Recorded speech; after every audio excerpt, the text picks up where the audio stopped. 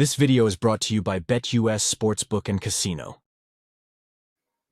Let's get after it. It's week one, and this guy is leading this team out for week number one against the Baltimore Ravens. Welcome in. This is RGR Football. I'm here with Dan Harms. I'm Ryan Tracy. Welcome in. A bit of a weird week, we know, to start the season. It's Thursday night and all that stuff. So we are doing our Q&A tonight as usual, but we will lean towards looking at the Ravens matchups. Welcome in, Dan. How was your Labor Day weekend? Oh, my daughter got sick on Saturday. So my Labor Day weekend consisted of trying to make sure that she was taken care of by resting and basically watching college football for me. So it could have been much worse. But as you guys know, I now do a ton of college football work as my work with TDN continues to grow. I'm going to have a Shedeur Sanders breakdown on TDN YouTube page, and then a Cam Ward breakdown coming up later in the week. So you guys, it's been fun, and now we're here. College football is here, but the NFL season starts this week. I can't believe it. 3 days. 3 days time, we're going to see the Chiefs and the Ravens battle it out. Let's go. I am all set. Like it's been a long time getting to this point. It feels like the Super Bowl was just last week. Although I'm exhausted, that's probably why, but that's okay. Folks, we're brought to you by BetUS. You can get 125% back on up to 3 deposits, 3 of them, up to $2,000 a piece. Check out BetUS. They're going to have something for you later in the show here, but we are really coming down to it in that our preparation is all led towards this. This is what's going to happen this week. It's a little bit strange. You're going to have my piece tomorrow. I'm going to give you some insight. I'm going to give you my takes. Super quick, bang, bang, bang, like 10-minute video. Make sure you see that because that's going to feed in to what Dan's giving you on Wednesday. And Gary's going to set up for Thursday, hopefully pre-game, as we get ready for that kickoff. It's going to be live post-game. It's going to be a challenge. I'm just going to warn you. So that's all right. We'll try to go to immediately after, and we'll go from there. I know it's a late game, but please be with us because you're going to get a lot of information there as we break down our notes from the game. For you members, I'll have a member piece for you about what's really going on, a couple of things of concern that I'll only put in the member show. That'll be tomorrow likely, and then you'll get the game notes after the fact. So as this is our normal Monday night, we're going to get to your Q&A. Every super chat gets an answer, and we're going to answer as many topics as we can from the rest of everybody that's in the chat. So welcome in. Hope you enjoyed your Labor Day weekend. Just top of the line for me is, thank you, Bruce. I love it when you guys remind me to ask for likes and subs. Hit that like button, will you? Because that's going to help people out. Right? Really yeah, just keep doing it. Everybody give our mod in here, Gary, a hand. One of our OGs kind of runs the shop. And I just want to say hi to Mr. James. Nice to see you. Thanks for joining us. A lot of questions going on. The bit about Clyde going to NFI is not necessarily a surprise. And I think we should be honest about that. I kind of expected this at cutdowns. I was a little surprised it didn't happen then, but that's okay. I think Clyde needs to get where he can be ready to go. And this is a plus. If you need to do it, you need to do it. I'm comfortable right now. And maybe it's because of me. I'm comfortable with Isaiah and Carson and Samaje, and I think they'll all play. Where are you at? Yeah. I'll just put it out there. Obviously, I don't know if he's thinking about it. It would not shock me to see him retire. At this point, wow, you probably don't have much else to play for in the NFL unless it's with the Chiefs.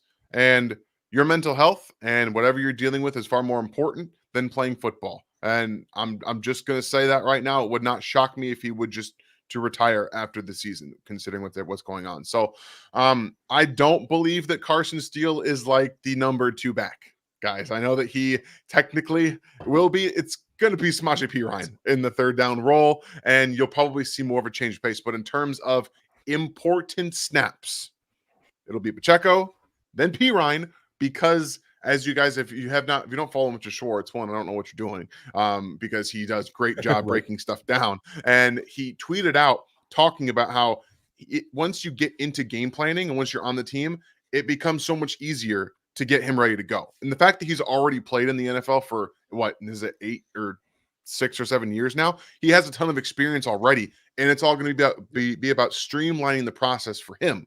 So you can really get him acclimated very, very quickly. So in my opinion, it'll be Pacheco and then Pirine, and then you'll probably get a sprinkling of Carson Steele. But I'm pretty comfortable with it. I know we've got a lot of questions about those guys as it stands, so we'll just go ahead and take it out right now and just talk about this is going to be a Pacheco heavy game.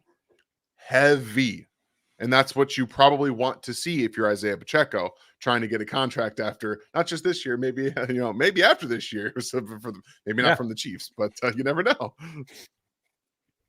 I hope that it's a little bit more than that. I do see, like, I don't want him to run so much that they put him in jeopardy for wearing him out or getting him hurt or anything like that. So I feel like Carson's earned a few more than just empty snaps in this game, a few touches. So hopefully they get him that. We'll see what happens. That's all right. But I agree. Pirine should be ready to roll and jump into at least the third down type stuff, because your reads as a third down back, if you're staying in, he understands protection in general, maybe not exactly the calls. The only thing that would worry me is kind of that cross buck where you line up on the right and you have to take some guy on the left-hand side. Understanding the terminology there is going to be key. So we'll see that. But honestly, I don't think the Chiefs are going to change their stripes. Like, if he's in on third down, they're going to want him in a route.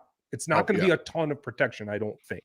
So we'll see what they get after. But I hope I'm wrong about it, because I think Carson Steele's want and will to actually play and be a difference maker could be very useful, because that's something we saw from Pacheco early. He was like, I want a job. I'm going to steal this dude's job. And it paid off. And he has continued to build that. So I think Steele has that same mental makeup. So I'd be fine. I'm okay with it. I just feel like in terms of first game of the season with the Ravens being the game, with even though it's not Mike McDonald, Pirine offers more pass protection upside and kind of understanding how the NFL works. That's the only reason I say what I said.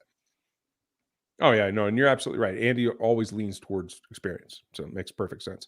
Folks, if you want any of the gear, including Dan's hat, which I just threw my Chiefs draft hat on tonight, so I just got this. It needs a little wearing in, so don't mind me if I'm fiddling with it tonight. That's just the way it's going to be. You can get all of our gear in the store down in the description. We're going to start with the questions with Josh. Thanks, Josh. Appreciate the support. Thank you. Ryan, you will love this. My nephew is a sophomore in high school and played D-line, O-line, and they moved him to fullback. Well done. Be an athlete. This year for the first game as a fullback, he had 31 carries for 195 yards and played DT all game. That's my kind of kid. I'm going to need some footage, Josh. Send me a clip or something, and I will get it on social media. Yes. Yeah, give me a huddle. Give me anything, and I'll get it on social media. Let's shout your guy out. And kudos to you. Thanks for support. Let's go. And tell him to keep on running. Keep on running. That's awesome. Chris Fried, nice to see you, buddy. Greetings from Rio. Well, nice. Buongiorno, or what do you say in Portuguese? I can't remember, but welcome on the Eagles-Packers game. On the way to the Eagles-Packers game, question: if KC three-peats, will the NFL ship them off to Spain to start the 2025 season? I do not think so. Maybe not to start. They will play in Germany again. I guarantee you. Because they see Germany as an emerging market, maybe more so than they see somebody in our hemisphere. So I do think that is in the offing. That is a prime time attraction. But I hope you have a blast. That's awesome. Say hello to the beach for me. That's great. That's a once in a lifetime trip. And watch yourself in the water. I still hear there's stuff down there. So cheers. As Jeremy, in Anthony Sherman's final season, his snap count was pretty low. Realistic, how many snaps could Carson Steele see for the season? And what about week one? Well, here's the thing. Anthony was a fullback's fullback. He was not a running back. And as much as they're going to put Carson into lead block at times, he is still a running back. So I do think comparing them is probably unrealistic, just apples to apples. But it's going to be low. He's a rookie. I think rookie is more of the factor than it is the fullback running back designation. Dan, would you agree? Yeah, I think we know that he's played running back in college. Like, he was a starting running back for UCLA and a pretty damn good one. So that's not something I'm too worried about myself. And even though he might be listed as a fullback, how many snaps realistically is he going to play at fullback this year? 10? Maybe if Andy Reid's feeling frisky, even then you're going to probably see more tight ends in the backfield than you see Carson Steele being a fullback, in my opinion. Yeah, you're probably right. But watch that inside pitch, whether it's Noah or Carson or whoever it is. If they're lined up laterally, keep an eye out for that. And so that is our thought, Anthony. I'll be really interested in who could be an elevation, because I'm sure we'll talk about it tonight, but I have concerns about now that the depth chart says Turk Wharton is starting next to Chris Jones.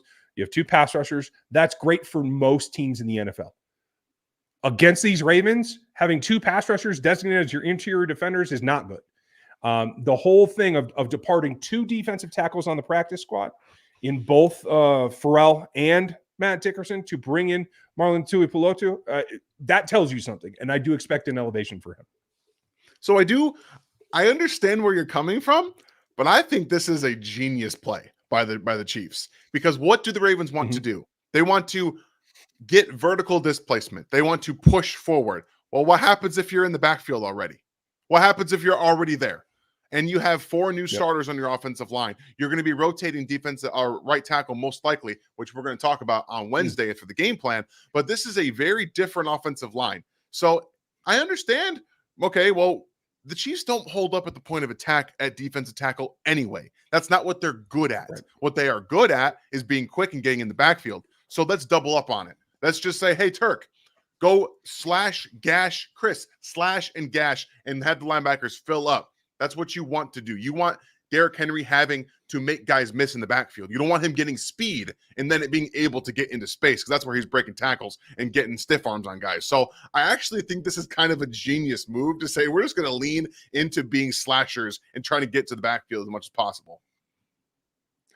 The only problem is, and I see where you're coming from, I like it as a concept most weeks, but Derrick Henry is really good about planning and going in another direction. He doesn't need a lot.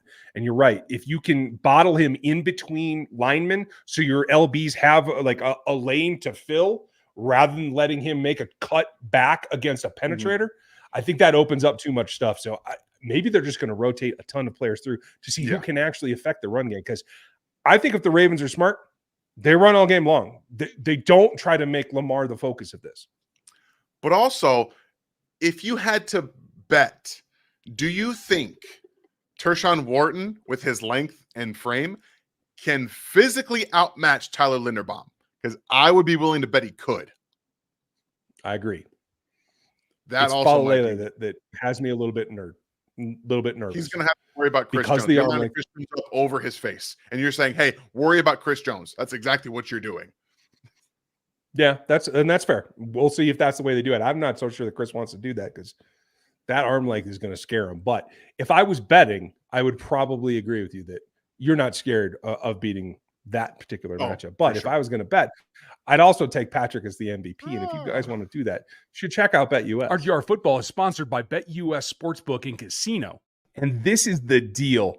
Fastest payouts in the industry. And right now you get 125% sign up bonus up to $2,000 right this minute. Chiefs are all over BetUS because they're right at the top of the list for both Super Bowl matchups. Whichever you think is the most likely opponent for the Chiefs, you can pick right now, as well as the Super Bowl odds that are the best currently as we speak. Mahomes for the MVP, the conference titles. You can get into all the action if you want to get over to BetUS. That's 125% deposit match on your first 3 deposits up to $2,000 each. They have live wagering on all major games, the best betting variety in the business, and you can even get 10% back on your losses twice a year. Check it all out at our BetUS link in the description below. And that's exactly what I plan to do. I hope that you guys will join me in supporting the folks that support us. So Mason said, will we miss Willie Gay after this game? How will we stop Lamar from running all over the place? I think there's probably a good plan that involves a couple of things, but where would you start, Dan? I honestly couldn't give you guys a really good answer for that, because it's tough. It's going to be tough because, one, yes, Lamar is already a very dangerous player, and he's back to his playing weight before he bulked up last year, which is going to make him much more electric. And without Willie Gay, it makes it a far bigger problem. And that's the biggest reason they brought Derrick Henry in, was to say, hey, if you guys want to load the box, we're just going to fake it off, and he's going to take it off anyway. So, like, that's it's got to be in the head of Steve Spagnuolo, as we all know. But you're probably going to see specifically a player or two that are keying on him all night, spy or otherwise, especially even on rundowns. I think you might see Justin Reed or Jaden Hicks as a guy that comes in and say, your only job is to watch this player. Watch Lamar Jackson on every single thing. If you find out he doesn't have the football, okay, fine. Then you go after Derrick Henry. But somebody has to have eyes on him at all times. And even if he does, he's probably still going to break one or two. I completely agree with you. Like he scares me back at that lower weight, because I think the best way to use him in this scenario, especially with Henry, is an RPO situation where it's not necessarily designated and he makes that last second read. Because what they were successful with in hemming in him last year was playing a wider front and allowing Nick Bolton to man the middle, where it was really his only escape route. But as you said, if they do that this year, if they widen out too much, Henry will find gaps. So it's about, I think, filling those gaps early, particularly Drew Tranquill, Nick Bolton, have to come downhill hard. And that's a tall order, I think, for Drew Tranquill. So hopefully they rotate and they let Leo Chanel get some of what he does done. We're going to give you the full game plan before the game, so don't worry. We'll get that set up there on the tail from Dan. Maybe we'll pre-record that so you guys can have it Thursday afternoon, so you can do as you're ramping up for the game. We'll get that figured out. But that's I totally agree with you. Like, I'd love to see Hicks in that role, but it's a lot to put on a rookie in your first ball game. So, but it's also a little bit. I think there'll be a it's little not wary. Too much in the head. Like, it's just you have one job. Just That's go out true. there and look That's at true. the you don't have to think too much. The mental load and just be an athlete. Okay, I that's a good reasoning. I can get down with that. Josh, my nephew also had 2 TDs. One was 47 yards. His cousin is Tony Galbraith. Well done. That is awesome. Bringing back the if you can break away, yeah, let's do it. I am all here for that. They are athletes too, people. Steve, one of our core members. Nice to see you, Steve. What defensive scheme will help us stop Lamar and Henry's running ability? Well, I mean, you guys have probably heard me say it again. I don't think Spags is really wanting to use it. But in this situation, when you know you have a guy that really is best, in my opinion, at Henry at his age, between the tackles, I'm going to throw some bear front out there and dare them to run outside and let me chase it and let Trank do his thing. I think that takes away. If you cover guard, center guard, like it puts you at a disadvantage for the passing game. Very true. But I would throw it out there from time to time as a changeup, particularly on second down for me. They might have to. I'm not gonna get too deep into the woods here. Like I said, we're gonna try to get to some of this stuff in the game plan. But at the end of the day, I think you have to mix in a little bit more heavy fronts, because of the fact that you can't just put your base defense out there and trust that L'Jarius Sneed and Trent McDuffie can hold up on the outside. It's a little bit different now. And you have to create different ways and create different things, because not only was L'Jarius great in the run game too, you could also just put him on an island and say, hey, just go beat up that wide receiver, and we don't really have to worry about the pass, the play action pass, which, to be fair, it wasn't that hard for him. So you're going to see some different looks. And I think at the end of the day, both of these two guys present a big problem for the Chiefs, specifically because, one, they're going to be pissed off about losing to the Chiefs last year in the AFC Championship game. And I actually think that Todd Monken is smart enough to say, hey, we probably should have just ran the ball a ton last time. We're going to run the ball a ton this time, because that's not what the Chiefs want to do. They don't want to stop the run. They don't want to play physically. And to some extent, that's very true. It is very true. So I'm going to be very interested to see what Steve Spagnuolo decides to do, because especially with Turk Wharton playing as your starting defensive tackle, that's going to look pretty nice to the Baltimore Ravens offense. I can tell you that. Yeah, it's almost luring them into it. It's kind of crazy. And we may touch on this later, folks, but for those of you who are asking, Mark Andrews is not on IR. He is available and he has been cleared to play. He was not listed on the injury report today, so he is good to go. And we will definitely cover him in the game plan. Micah, nice to see you. Did you watch Florida Miami? I did not watch it. Did you, Dan? I watched a little bit of it, but I did not see this player. Unfortunately, Micah. Damn. But I'll be honest, no. 420 pounds, you're playing 5 snaps a game. This Yeah, you got to just be an it's just uber athlete at that weight. yeah, it's just not reasonable. There aren't any. That's your first clue. Like that is your first clue. There are Fair no enough. players that are listed at 420 pounds and that played successfully in the NFL. So I would say no, just based on that. Haven't watched him though. Okay. Yeah, I'll take a look. I did not get that game here. And Mike, another one. Thank you, buddy. Does CB death really concern you guys? On Gruden's pod today, he said that his biggest worry and weakness he sees for KC. I mean, he's not wrong. Two guys that could be starters on this team are on the injury report today. Let me see. I think I can bring that up for you guys real quick because it is worth That'd be looking nice. at because Nazi and Joshua both with hamstrings. I mean, I know we're not super surprised about Nazi, but to have both of them does bother me a little bit. You know what I mean? You got to be Yeah. able to take that into account. So here's today. No Hollywood. Everybody else is out there, but they are still on the injury report. And two of what should be your top four corners are on this list. So yeah, I cannot argue with that. Now Gruden also is a little bit, I think, hypersensitive to cornerback play. That's just one of my opinions, but I didn't mean to cut you off there, Dan. What'd you think? Oh no, I'm just, and you can't even count Jalen Watson to a full practice participant either because he's not conditioned yet. He was cooked. Right. He was cooked in that preseason game. He couldn't keep up. So I mean, as much as he's not on the injury report, he's on there in my mind for conditioning, just in general. So you're going to see a rotation. You're probably going to see two of these guys, and Yeah, agreed. Najee Johnson is going to have an opportunity. So we've talked about this cornerback room that someone needs to step up. To this point, no one's done it and then been able to because of the injuries. Well, guess what, guys? Season's here. It's time. You want to step up, so you want to win a job? Thursday night, go win a job. Go win a job now. Yeah. You are about out of time, fellas. Hate to tell you. Yeah. So that's where it is. But also, while we're on the injury report, we might as well show you. Chris Jones back out there. Bolton back out there. Wanye back out there. Derek Nottie back out there, as well as Joe Tooney, which I think is probably the biggest return on my list. I'm going to have more for you in the members of what I'm actually hearing. A couple of things that you guys would probably like to know. You can join the memberships down below.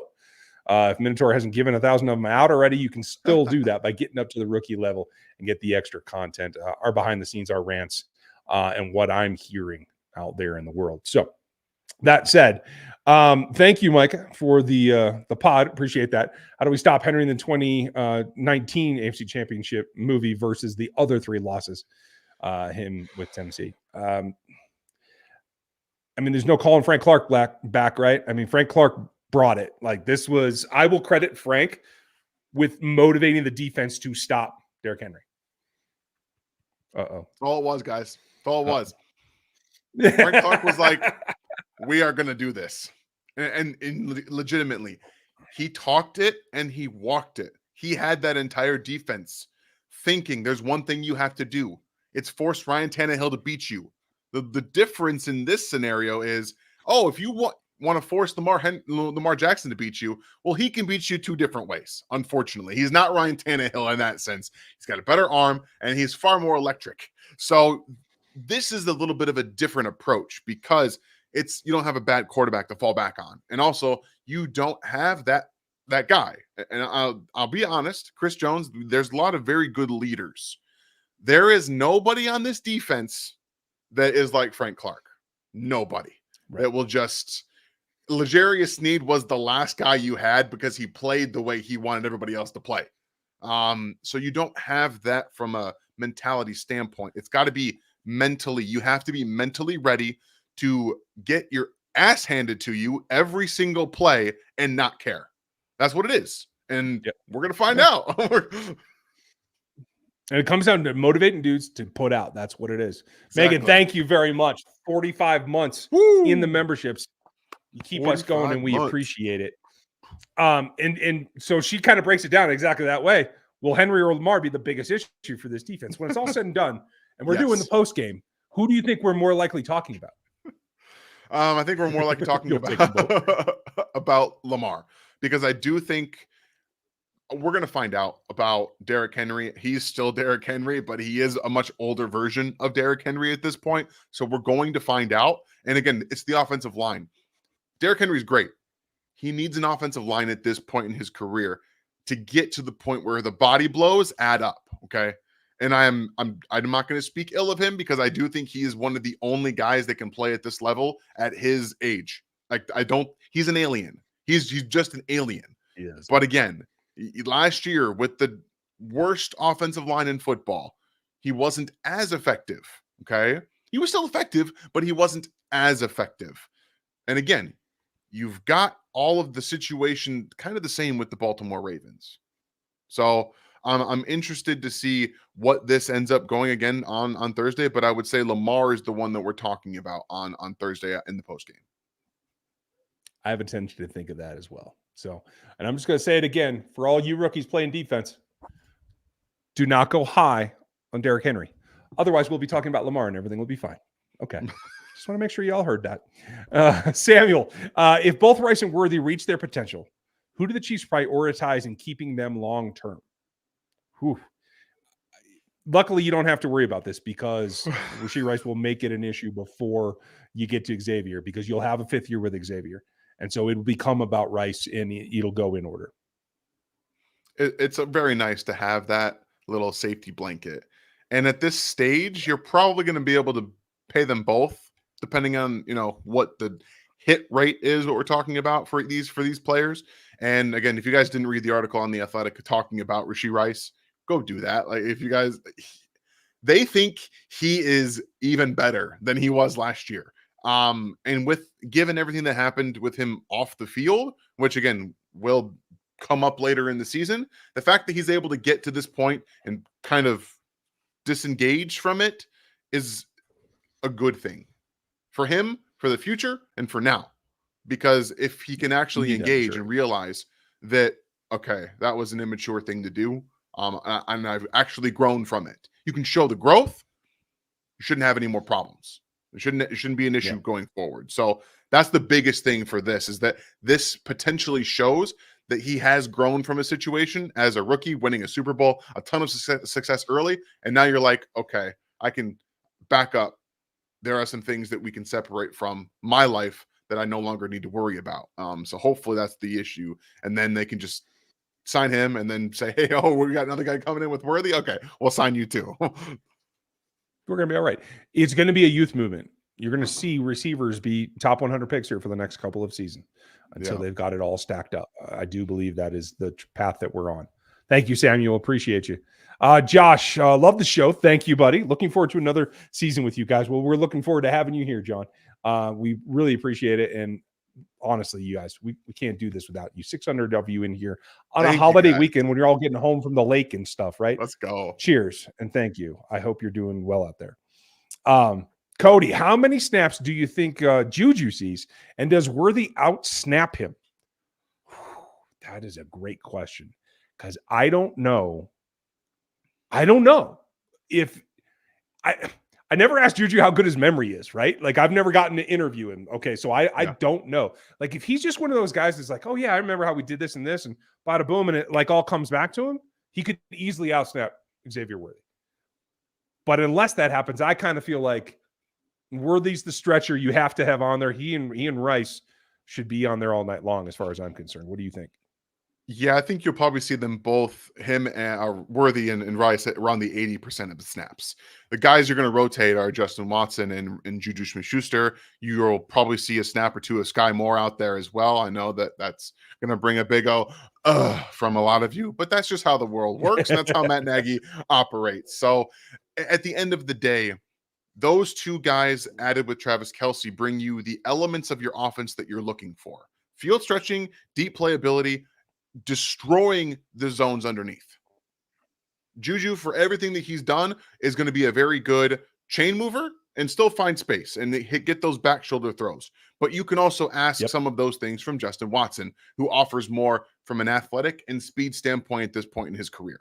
So you're going to see those guys rotate in, but those two, Rice and Worthy, I would expect play a large portion of the snaps.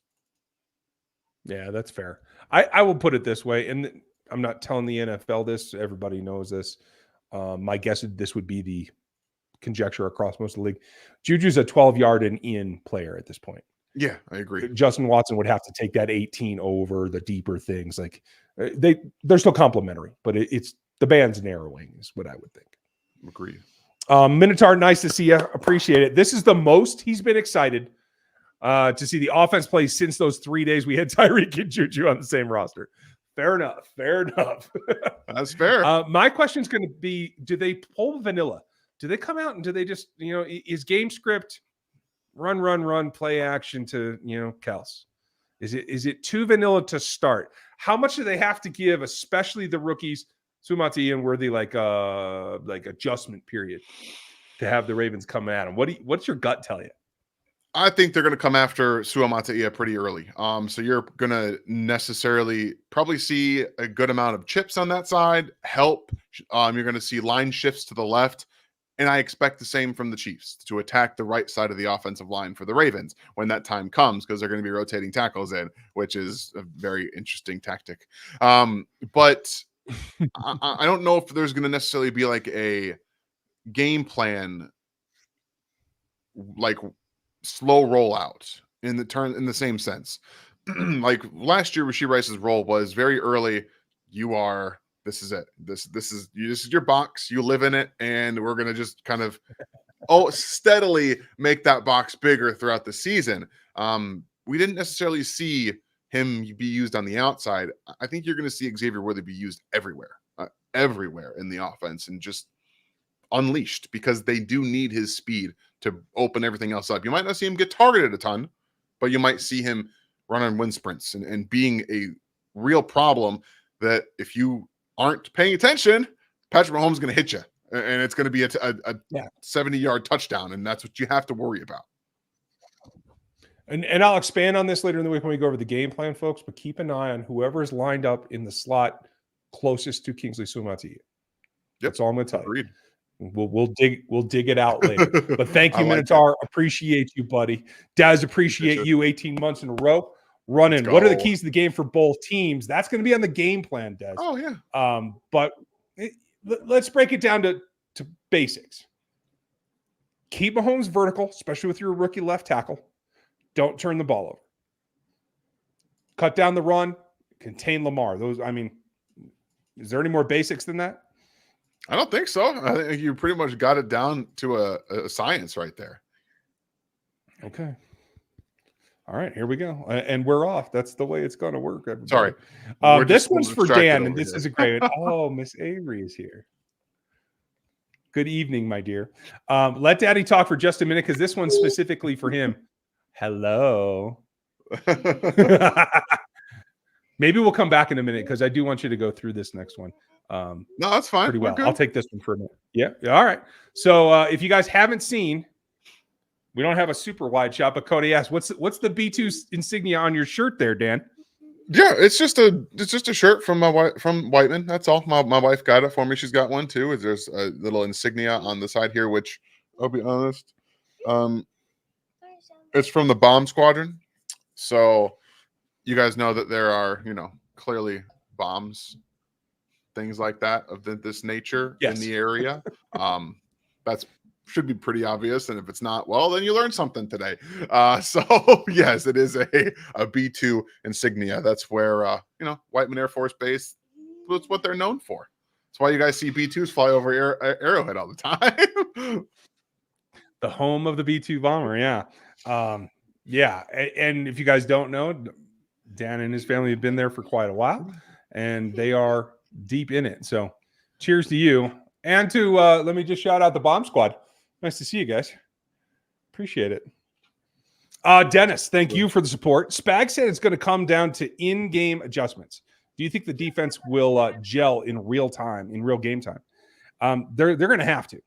They're going to rely, and I think that's also part of why it's like, okay, we're going to start Turk, because I think they have to make sure that they have somebody that's used to working with Chris in particular. So you're not going to tear it up too much. I think you have some options there, but as Dan said, Turk's clearly the option. So go with it, and try to keep things steady, try to keep things so that you can make those adjustments and come together. Because you do have to overcome the fact that, Leo's going to be on the field a whole lot more. Yep. Trank's moving positions. You're going to have young players at everything. I mean, I got to tell you, I'm not worried about Trent McDuffie. I'm interested to see where Trent McDuffie lines up and if Zay Flowers gets the attention that I think he deserves. But you're not going to put a ton. I don't think, like as you were saying before, don't put a ton of mental stress on Jaden Hicks or Shamari Connor for this point. Because those will be the chess pieces, in particular the safeties and the off-ball linebackers that I think might have to be the pieces that make those adjustments. So they'll come together, but I don't think it'll be a finished product in this game, Dennis. Oh yeah, definitely not. What do you think, Dan? Well, I just think that this is going to be a feeling out process, as it always is with Spags. I hate that they have an early bye, as I'm sure Spags does too, but they have to figure some things out in 6 weeks, basically. Unfortunately, we don't get more time for that to see that unfold. But at the end of the day, you're going to see some different things. You're probably going to see Trent lined up in a couple different areas. You're going to see a couple different packages for Shamari Connor. I think Jaden Hicks as well should be among that. And you'll probably see a good rotation at corner outside of Trent McDuffie. Yeah, I agree, because they got to keep it fresh, especially knowing that they've made some changes, but a lot of their skill positions are the same old guys that have experience now. Did Bateman play last game? I didn't think that he did, but maybe I was wrong. He wasn't out there very much, but he did play. Okay, he was active, but not in the game much. Okay, that's what. He played, but not a ton, right? Out of maybe about half the snaps, if I had to guess. Okay, I'll go back and look. I'll have that for you guys tomorrow or Thursday. Nighthawk, thank you, buddy. If I'm not mistaken, P. Ryan has a little bit more power than Jerick McKinnon and can produce more yak. He isn't just a run stopper. Isn't Cam a run stopper? Okay, switch gears on me and players on me there. Power versus Jerick, yes, definitely. He doesn't have the top gear, in my opinion, even as Jerick was older. So, but he knows how to move, and I think his contact balance, especially in the open field, is pretty good. I think he's active with his hands a lot. And so if you can stiff arm, or if you can just deflect and redirect some open field tacklers, I think he has the ability to make more yak. I would agree with that, Nighthawk. And Cam I would not call Cam a run stopper in particular. I think what you'll see is when they rotate Cam Thomas in, he'll line up at outside, and they'll move Mike Dana in because you can trust Mike to kind of fill both gaps. What do you think, Dan? Yeah, I do agree with you on that. And for the P. Ryan point, he led all running backs in, what is it? It's there's a yards per route run. No, yards per route run for among all running backs, over 2 yards per route run last year. It's great. Like, it shows you, one, how he was used as well. You had to throw the football down to the running backs in Denver because they just weren't very good. They couldn't throw the ball downfield, and actually it was the only thing they could do. They couldn't throw it anywhere else. Downfield and little check downs was all they could do in Denver last year, and he took advantage of that. So that's something you also could see too. I'd love to see him used on some screens, because I think he could be another chess piece in that department. I don't think we're going to see that in this game. That's going to be after the bye, when they've gotten him acclimated into the offense, and they say, okay, we got some screens for you packaged in here. So I have more opinions on the P. Ryan than I do about the Cam Nighthawk. So that's on me. Okay, cool. No, and you have a very good point, because it's not just about having the ability to run a screen. It's about working with your blockers and understanding their acceleration patterns and how they're going to attack those blocks. So that's a very, very good point. And thank you, Dave and Nutella. Appreciate that. They both conferred 64% of the snaps for Bateman. That was close. 50. Yeah, that was close. Yeah, you got it. And better than I thought, that's for sure. Thanks, Nighthawk. Appreciate you, buddy. Appreciate you guys. Gary, thank you. Our moderator, always in the house. Give him a hand. I see Xavier Worthy with catches 69 yards and 1 touchdown for 40. What do you say? I do think he gets loose and has a big chunk. Will it be a TD? I like the way you're thinking, so I'm going to go with you. I'm taking the over on those, buddy. Yeah, I love it. So Rashee Rice scored a touchdown in his first game against the Detroit Lions last year. I think Xavier Worthy scores a touchdown in this football game as well. I think that they're more comfortable letting the rookies in the offense and actually using them because they're good players. And he's finally starting to realize that. And I think Patrick is just like, look, we got good players. Let's throw them the ball. Just do it. I mean, it's about execution at that point. John, thank you. Ravens secondary versus Chiefs receivers. What's the matchup look like? Experience versus talent. That's how I would key it. What do you think? So the problem here is that I'm a big Nate Wiggins fan. Like, I think Nate Wiggins is a legitimately good player. And I think that I think Marlon Humphrey is still a good player. If you have him matched up one-on-one with Rashee Rice in the slot, I think Rashee probably wins that at this point. I think Marlon give him a good run, but what I would like to do is put Xavier Worthy in the slot on Marlon Humphrey. That's what I would like to do myself, because that way, there's no way he's catching up. Like, there's just no way he's catching up. No, so, no. and that's just fun for me. But at the end of the day, you're probably not going to see that a whole lot. And you've got, I mean, I'm looking at I wouldn't even reading their depth chart very much, because it doesn't have Nate Wiggins listed as a starter, which I'm sure he will be a starter for them. But outside of Nate only because Wiggins, they list only two CBs. well, even I'm looking at right here at left CB Marlon Humphrey. No, he's their nickel, not Adarius Washington. Brandon Stevens is your right corner according to this, and then you've got Nate Wiggins. It should be Nate Wiggins, Brandon Stevens, and Marlon Humphrey as their nickel package. So that's what I would say. But in terms of, I think it's a pretty even matchup. That's what I'll say in terms of the level of experience, the talent, and the overall, I guess I should say overall experience matched with the talent on both sides. I think it levels out pretty well. So that should be fun to watch. Yeah. Personally, if they're smart, I think they put Wiggins on Worthy, just for the speed and the rookie factor. We'll see if they choose to do it. I don't know. If they put Stevens on him, I'm happy. Marlon's crafty enough to maybe make some cutoffs and redirect enough that might bump him off some routes. So I'll take Stevens if it's my call. Thank you very much. Sammy, nice to see you. And thanks, buddy. Appreciate you. The DT depth is worrisome. You think that Marlon is just a vet practice squad guy or a fit that could help later, a la Pennell? I think he is a built to take on doubles kind of guy. And these first two games, that could be very useful. If you were looking to have a backup penetrator, that was Matt Dickerson. I don't see him as a take on doubles and survive kind of dude. Pharrell, you guys know what I think of Pharrell, so it's not a surprise to me that he hasn't signed anywhere else either. They may be looking to bring him back. They could be a possibility. We'll see. But I'm really interested. Is this just get a big body dude to elevate for the first two games to kind of supplement? Because it looks like if their depth chart is accurate, we never know that Mike Pennell's not going to start. And so you're going to rotate him in. Okay. Well, I know Derek is not 100%, and I'll explain more of that on the members video this week. But you got to have a rotation, and I think that's part of it.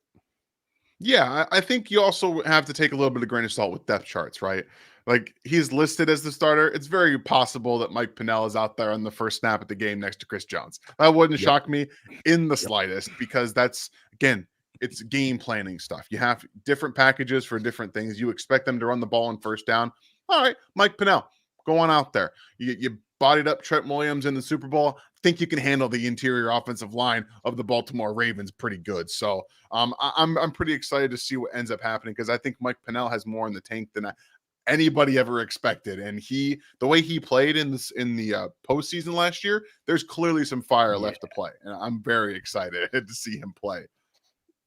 Yeah, I am totally 100% with you. He is a dude. Ben Davidson, do you think that the offense outperforms the D this year? Will the defense be dominant again? Which side of the ball is the bigger questions to answer? I think the bigger questions are probably still on the offense, especially with two starters that are rookies. But I do think they outperform the defense. I think the defense is going to fall off a little bit. I'm concerned about the D-line and the cornerback depth and surviving the season. We'll see how it plays out, but how would you see it, Dan?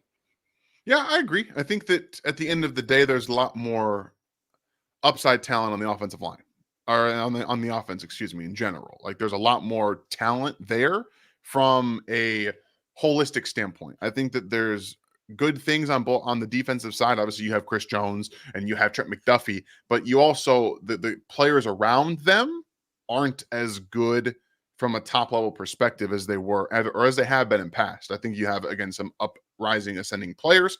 I think Jaden Hicks is going to be great, but he is a rookie. We know that the corners aren't, outside of Trent McDuffie, aren't L'Jarius Sneed level. So just trying to manage some of the expectations from a defense that was excellent last year to one that's going to be figuring some things out against the Baltimore Ravens needs to be kind of baked into the results, in my opinion. And remember, as with any Spagnuolo defense, we won't know anything until like week 10 or 12. It'll all be possibly, sort of, maybe. Scotty Room, nice to see you. What's going on, Damien? Nice to see you in here, you guys. This is our buddy Damien out here. You go check out his YouTube page because he's putting out great stuff over there as well.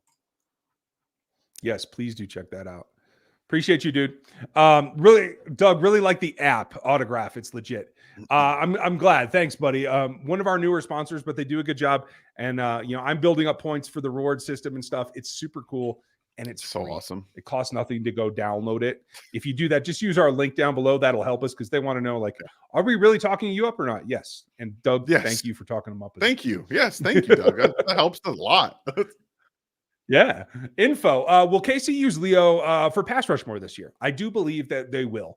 And my question is, do they disguise it and they use it in place of what we see is probably a little bit lacking edge, particularly on the right-hand side of the defense this year, where Leo's pretty damn comfortable?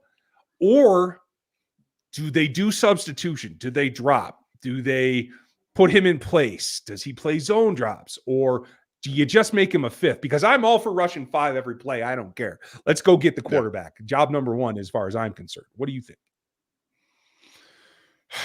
As much as I'd love to, I think that we're going to probably see the same amount as last year, where it's more of a 3-3. You're going to see him at times play off the edge, but it's going to be 3 linemen, 3 linebackers, where he's going to be able to do both. And at the end of the day, he just doesn't have the requisite arm length to consistently play edge and win and get real, like, consistent play out there. But at the end, but you're going to see him blitz. You're going to see him mug up, which I would love to see him, especially in this game against a guy like Tyler Linderbaum, who, again, is a fantastically athletic, gifted player. Hey, Leo, go shove him into the quarterback. Go do that. Yep. Just do some of those different things that he did at Wisconsin that made him death row. Like, dude's got death row on his arm. Let him go out there and do some things really quickly. And before we head out, appreciate you, Info. I do apologize for this, Russ. I don't know you personally, but my role as a father is far more important than my role anywhere else. My daughter will be involved in everything that I do on this podcast, everything else in my life. So if you don't like that, I apologize, but she's going to be showing her face as much as she's in here. So that's just how it's going to be. And we love it. We're a family show. If I could get my kids to show up, they would. They're teenagers. They don't want to do that stuff. But hey, Miss Avery's actually the secret star of this show. So, hey, keep it coming.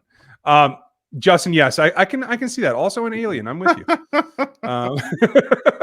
As Dan would say, Jaden Hicks is a dude. Think he's going to have a great season. I think we're both pretty excited about it, to tell you the truth. Can he have as good a rookie year as say, Nick Bolton did? I don't know. Depends on the usage. I could see him being the guy that when we look back at the Super Bowl run, we're like, damn, they wouldn't have been here without Jaden Hicks. He had the biggest impact on that defense of all the rookie class. That could be easy for me. Yeah, very easy. Again, you guys, he was a top 50 player on my board. Like, I think he was far too late drafted. And the fact that he's in Kansas City, where they can use him in so many different roles and places, that's just what it is. Yeah, I'm 100% with you. And that's going to be it's going to be really fun to watch the progression that they've had from Justin Reed to Brian Cook, now with Hicks. I mean, Connor as well. Like, they've really changed what the nature of safeties were when you go back to Juan Thornhill, and even before that, different types of players. And I really like the direction that it's taking. Yeah. Mark S., I think we'll see a lot of 12 and 13 personnel. I think that's probably a good idea. I think they're probably going to give Kingsley a little bit of help early, see how he handles that, see what he can do on his own. And I think if you come in and you're using 12 and 13, you're running the ball a little bit, you're kind of rope-a-doping them, you're bringing that defense down. Now, all of a sudden, your 12 and 13 can get down the field when you decide to play action and get them loose. So I do think that's a sound scenario for me. Yeah, I think 12 you'll probably see quite a bit at 12. 13, as usual, they'll sprinkle it in. That's it. They like to sprinkle it in. And I think that they're going to want to pass out of it, as they always do. And so I'm hopeful we see a little bit more get downhill in the run game against it in 13 personnel, just a little bit more. And if it's not, then we go full play action. Just full play action, Yeah. please. Go. Thanks, Mark. Appreciate you. Mayor James, nice to see you, buddy. How many screen passes do we see in this game? And also, Mr. Mayor, thank you for the support. Very much appreciated. Let's put the over-under at 3.5. What do you got? Under. I do Under? think under. So, okay, first of all. Yeah, I was thinking running back screen, not like combining screen and running back, wide receiver screen and running back. So never mind. We will probably see the over on that for sure. I think you'll have a few try to attack the edges, especially with Rashee Rice, who's great after the catch, physical, and then combining that with Xavier Worthy. Maybe you get a screen to Isaiah Pacheco here and there. Yeah, I think so as well. So let me change it. Running back screens, 2.5 over under. That one I'll say under. Okay, I'm going to go over on that. I'm going to take the over on both because I think especially as the game wears on, you're going to get more and more simulated pressures that turn into real pressures that they're going to use to their advantage. I think I can see that coming. So, Mr. Mayor, thank you. Nice to see you. Appreciate you. Chief KT, thanks for being a member for 3 months. Welcome on the train, buddy. Let's go. It's a good train. Why does Roquan continue to sound ridiculous? Because, Roquan's trying to be a leader. And honestly, it has worked for him in the past. Like, he speaks things into existence. I think he feeds on playing better when he talks it up. And so he's trying to do that. And that's perfectly fine. He's just lost a little bit of touch of reality. That's all. It happens. There's game speak, guys. Like, there's game speak. I think the Ravens, as much as everybody, try to do as much as they can to pump themselves up, right? You want to think if we can force anybody to be one-dimensional, that's what we want to do. And ideally, realistically, if you force any team to be one-dimensional, typically it works. It's hard to do things when you have to only throw the football. The problem is that Patrick Mahomes is the greatest quarterback on the face of the earth. And at the end of the day, if you want him throwing the ball a ton, I'm not entirely sure that's the greatest key to success, but I understand it. I understand the mentality. Yeah. And you guys, thank you for the chat. We appreciate you. I do appreciate you guys. Thank you. Yeah. And so I don't have to be a jerk. I don't like to. KL, nice to see you, and thanks for the support as always, my friend. Any good beer food you guys have had recently? You're the connoisseur in the area. I'll give you guys some stuff I've had, but it hasn't been in Kansas City. I just haven't been out to try new food because with my daughter, it's like, she wants a hot dog and a cheeseburger slider, which is pretty much what we do. I let her choose if we go out to dinner. We didn't get to go out this weekend because she was sick. So, things change a little bit when the wife's away for a little while, and I don't have the different cuisine experiences. And also, I'm not cooking like crazy meals for both just me and my daughter. Like, I don't want the effort to do that. Like, if my wife's here, sure. She's coming home from work. Let's get her something a little nice to eat for dinner. Like, that's more of what I do. She's got the palate, bro. Yeah. She'll appreciate this. My daughter's like, ew, rice that sticks together. I don't want that. That's not what I want, Daddy. No. I will give you a shout out for the first time in a very long time. I was able to get a hold of Rosati's Deep Dish Pizza here in Colorado. Ooh. Does not happen very often. You guys have one in Kansas City, and I'm still very jealous. And for those of you from the Chicago area, you know exactly what I'm talking about. I'm going to have to go. So knock that out. Yeah, go get some. It is. Ooh, and maybe Avery and I can go next weekend because she loves pizza. I could do that. Oh, yeah. That easily my favorite. Yeah, go get that. KL, we'll have some more ideas when I get back in town for sure. Did you say pizza? Did you say pizza, Dad? Des, thank you, buddy. Scoring early, more important, or stopping the run?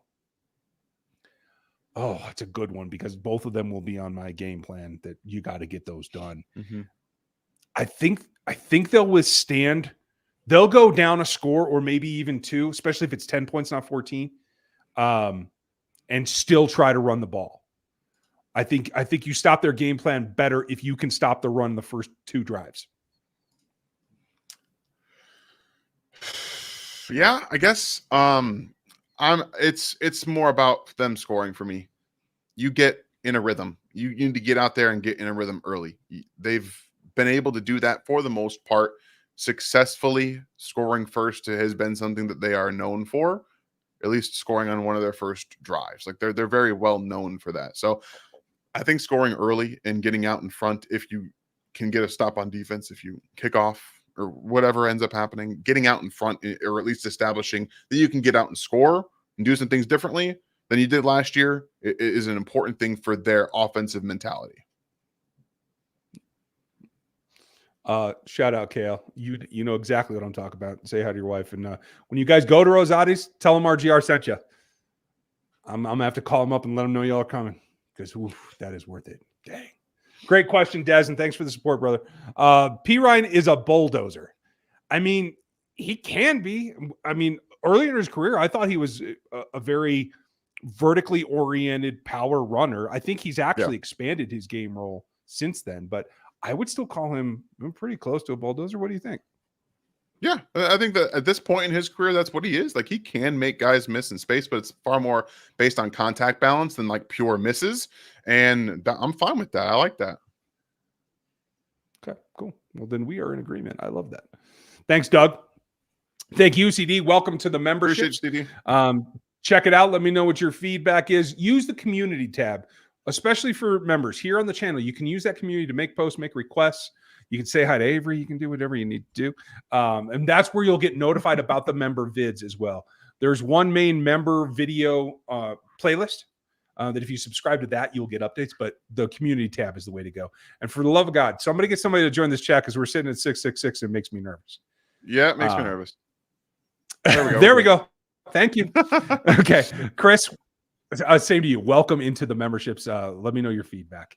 Nighthawk, thank you, buddy. One of our longtime members. So Matsi might turn out to be better in this game than we are expecting. And Leo does need to be a dog in this game. I mean, that's fair. I just feel like they're going to run their game script, and we'll talk about this later in the week, to really attack him. It's not just about dealing with Madubuike on his own. It's about what they're going to do to supplement him, and I do think Kingsley's going to see some overloads. It's a group effort in this ballgame, I think. Yeah, I think losing Clowney is going to hurt them in the run department. He was an excellent run defender for them. Honestly, he probably had his best year as a professional last year, if we're being very honest with ourselves. This is a very different situation. It's a new defensive coordinator. It's going to be kind of some different players on the edge. So I'm very interested to see how they handle this. And if the Chiefs can establish some kind of a running game in this football game, whether it's getting Kingsley out onto the edge, finding a linebacker, or finding a member of the secondary in his path, that would be interesting just to see them get a little bit going there. But, Leo Chanel is going to be a dog. That's just what he is. Like, he's just a guy that will always play 100% and give you whatever you need to. Yeah, he's going to go 1,000 miles an hour to wherever he thinks he's supposed to be. That is going to be coming true. And I saw, Nighthawk, that you added to it. And Bolton and Henry will give Henry the business, Drew and Bolton. I agree. And they're both experienced enough to know how to do it so they don't put themselves at danger of becoming a highlight reel. So I'm happy with that. Kathy, thank you for your comment. Seems that Pennell and Turk will do well against the run. I hope so. They'll do it in different ways, but I think Pennell showed out last year exactly what he's capable of. And he's been a man this preseason, so I'm looking forward to it. Yeah, I agree with you. And one of the things that I think that I'll be honest. I was very much up for just saying, hey, Mike, you want to ride the practice squad all year until the end of the year, and we bring you back up as an added bonus. But like we've talked about, it does seem like he's refound his spark to play football, like just to be that guy. And that's something that we have not seen from him up until last postseason. And I think people forget he won the Super Bowl with the Chiefs in 2019. Like, he's been around for a little while, and all of those things kind of come to a head. And I think that he's not just done all of that, but refound a little bit of the love of the game, and that they need that right now to be able to stop the run a little bit better than they have in the past. Yeah, I'm 100% with you. I think it's going to be well rounded. It's going to be a process. And Kathy, you're very much welcome. Cheers for Appreciate you for you, the Kathy. question. And Russ, thanks. Appreciate that. Thank you, Russ. I appreciate it. It does take a bit. We don't explain everything every week, but that is the process around here. So let's see. Where did I leave off? Okay, there we go. Great. Thank you, Preacher. 100 yard. Does he hit the triple or not? Over under? I'm going to say under, because I do think that it's going to be Kyle Hamilton again on him for a large portion of this game. And Kyle Hamilton's just an absolute beast. I love everything about that player. I'm so mad that the Ravens were the ones that drafted him, because it was like, oh, of course he falls to the Ravens. So yes, I'm a big Kyle Hamilton fan. And I think that at this stage in Kelsey's career, as great as I still think he is and is going to be, he can absolutely do a very good job, as he did in the AFC Championship game last year. No, agreed. I agree. I don't think he breaks 100 yards, but I think he might break 10 targets. So he's gonna do the work underneath against a physical team. So I am pretty confident in that. Dr. Ozzy, nice to see you, pal. What NFL team is going to make the mistake of drafting DJU despite him being terrible at every college he's played? Well, my guess is it's going to be one of the ones in Florida. I'm just saying. I could be wrong, but that seems like something they do. I don't know if anyone's going to draft him at this point. I mean, I understand that Travis, Jordan. Wow, I'm blanking on the name. It was Jordan Travis from the Florida State last year. Did get drafted to the Jets. But he had a much better year than DJU was starting out, to be honest with you. But he had better weapons, because I'm not entirely sure that he's a very good quarterback. Everything he did was just kind of throwing it up to those guys. So I give DJU a little bit of leniency by his own doing, transferring schools 3 years consistently in a row. You're learning new offenses, you're learning new players, you're learning new everything 3 times in a row. As much as I give him as much as I say he hasn't been very good, he hasn't made it easy on himself. So it's really hard to and look at last night's game, LSU versus USC. Miller Moss and Garrett Nussmeier sat behind their quarterbacks in those systems for 3 years. They come out and they balled out last night. That the dynamics show you have the talent. If you sit and you learn, you're able to do some things. I know that he didn't have the greatest success at Clemson when he came out, but if he stayed in the system, maybe he would have been a little bit better. Not that much better, because Clemson kind of sucks. But, changing of an era there. Dang. Why be negative? Thank you. Nice to see you. And I do love the name. Why be negative? Nice to see Yoder. Score points is more important than putting pressure on Lamar, which is more important than pinning your ears back.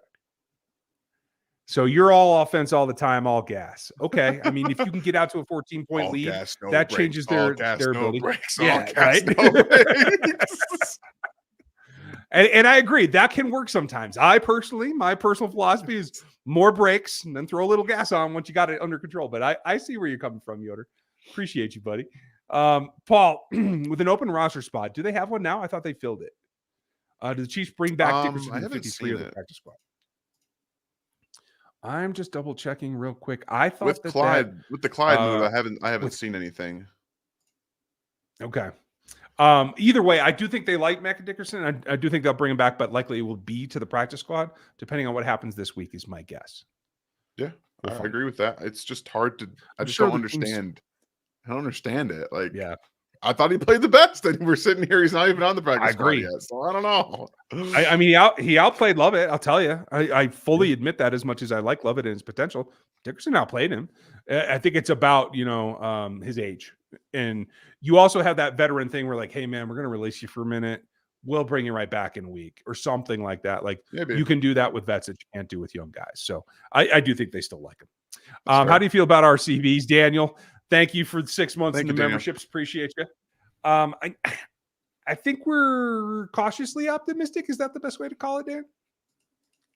Cautious is where I'm gonna stop. I'm gonna Okay. stop at cautious because it's the injury stuff. If they were healthy, I'd be cautiously optimistic because they've been in the system, they've played, they have starting experience. They're just not healthy, and that's what worries me the most. Is you got 3 guys that are vying for a starting role that haven't been able to take that role, and all 3 have injury concerns. That I'm cautious.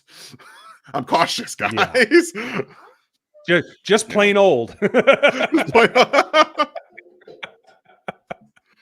I think that they're a little bit limited. You don't want to start a rookie like CRW, although I do think he's the 5th corner in this group against Zay Flowers, who I think they will try to manipulate into the slot as much as they can. Jamari Connor hasn't played a ton of slot too, and Zay is quick. I think he's quicker than fast, and that is a problem for Jamari Connor in particular. So they're a bit of a conundrum, but we're going to talk about the individual matchups later in the week, you guys. Info, thank you for the support, buddy. After seeing Pernell Pancake Williams in the Super Bowl, I'm all in on him versus run. Watch the clip if you've never seen it. He is absolutely right. If you want to feel good about going into this week, go rewatch the defense at the Super Bowl. Yes, please. And I'll try to pull it if I can find it. Fantastic. I'm going to do a prediction and say that Hicks is going to get an interception in this game. It's going to be late in the 3rd quarter, maybe 4th. I would love it. Absolutely love it. It'd be great. I'm not there with you, Nighthawk, specificity, but I respect it. Yeah, I respect it. Absolutely. Love it. And Russ, welcome into the memberships. Thank you, Russ. Appreciate you being here, man. Yeah, absolutely. Preachers, do you think the Ravens will run some too high? Is the speed enough to open things up for Juju, Rice, Kelsey trio inside? I think they're going to try to man it up early. I think they're going to try to see if they can survive it, especially knowing Nate Wiggins was the fastest defensive player at this draft as well. I mean, what did he come in, Dan? Was it 4.32, 4.31? I think it was 4. Oh, did he drop in? It was like 4.29, I thought. Let me look it up. Okay. So from their point of view, they're like, oh, we got him in the bag. We're going to try to play our defense.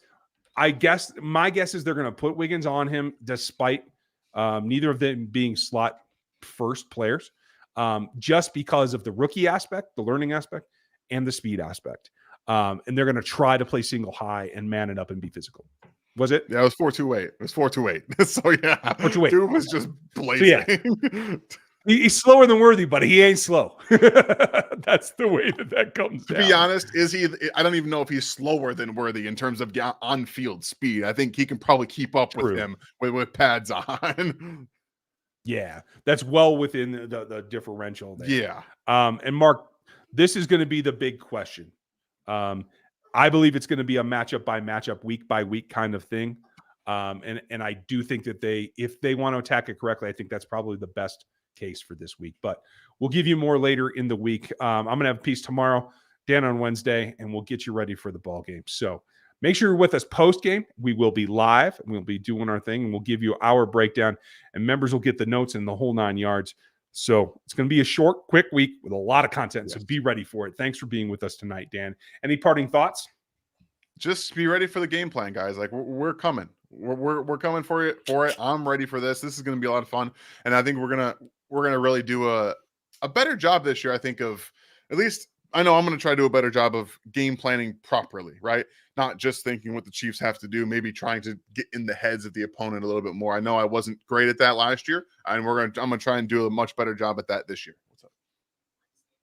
We're going to have a good time. Hope you guys will join us. Have a great week. I know it's going to be short, and we'll see you tomorrow.